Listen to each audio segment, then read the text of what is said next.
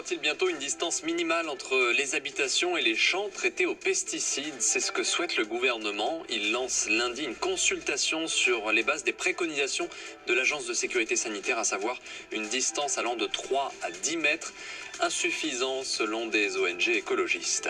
L'Iran passe à l'action. Le régime a mis en route des centrifugeuses avancées afin d'augmenter la production d'uranium enrichi. C'est ce qu'a indiqué un responsable iranien ce matin. Ces centrifugeuses permettront à Téhéran de dépasser la limite fixée par l'accord sur le nucléaire. Représailles aux sanctions américaines, Washington qui a dénoncé cet accord. Cette grosse déception en Inde, un véhicule lunaire indien devait à l'unir cette nuit, mais il s'est écrasé. Il n'aurait pas réussi à ralentir sa vitesse. L'Inde espérait étudier le pôle sud de la Lune, ce qui n'a jamais été fait. Le rugby sud-africain est en deuil. L'ancien ailier des Springboks, Chester Williams, est décédé hier à 49 ans. Il faisait partie de l'équipe championne du monde en 95. Il avait d'ailleurs joué face au 15 de France en demi-finale.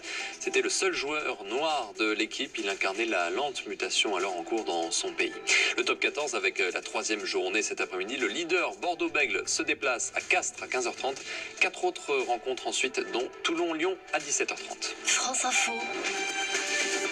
Et tout est plus clair.